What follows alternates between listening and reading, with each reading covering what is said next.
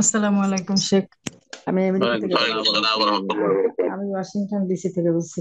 শেখ, এই যে অনেকে মসজিদে দেখি কোরআন নিয়ে পড়ে। আমি যদি কোথা থেকে বাসায় বলছেন? হ্যাঁ, এখন শুনতে পাচ্ছেন? জি জি, শুনছি। আমি এইখানে অনেকে দেখি হাতে কোরআন নিয়ে পড়ে। আমি যদি বাসায় হাতে কোরআন নিয়ে তারাবির নামাজ পড়ি, পড়া কি জায়েজ আছে? আর জায়েজ আছে, ফরজ নামাজ জায়েজ নয়। শুধু ফরজ নামাজে কোরআন দেখে পড়া জায়েজ নয়, বাকি সুন্নত নফলে তারাবিতে কোনো অসুবিধা নেই, জায়েজ আছে। আয়েশা রাদিয়াল্লাহু তাআলা আনহার গোলাম যাকওয়ান তাবেঈ, তিনি পড়তেন। সুতরাং তাবেঈনদের যুগে যখন এই আমল সাব্যস্ত, জায়েজ আছে। কিন্তু হাফেজদের জন্য কোরআন দেখে পড়াটা ভালো নয়, তাকে একটু মেহনত করা উচিত। আর ঢালাও ভাবে প্রতিটি মসজিদে কোরআন দেখে দেখে শুধু ইমামতি করা, এটা ভালো না, এটা অলসদের পরিচয়। জি। আসসালামু আলাইকুম রহমতুল্লাহ বরকাতুহ। ওয়ালাইকুম আসসালাম রহমতুল্লাহ। জি। সবাই ভালো আছেন? জি আলহামদুলিল্লাহ। বলেন কোথা থেকে?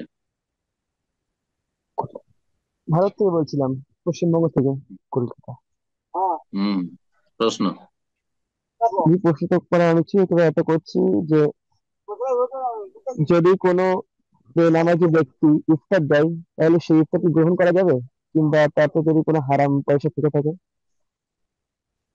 কি দিচ্ছে বেনামাজি ব্যক্তি? বেনামাজি ব্যক্তি যদি ইফতার দেয় মসজিদে রমজান মাসে, ইফতার দেয়, হুম। সেই ইফতার কি গ্রহণ করা ইফতার যাবে? যদি দেয় তো খাওয়া যাবে। ইফতার কেউ দিলেই খাওয়া যাবে, সমস্যা নেই, খাবারটা হালাল হলেই হলো। কিন্তু সে যদি বলে যে আমি হারাম পয়সা থেকে বা তার 10% আই ইনকাম হারাম, তাহলে তার খাবার খাওয়া যায় না।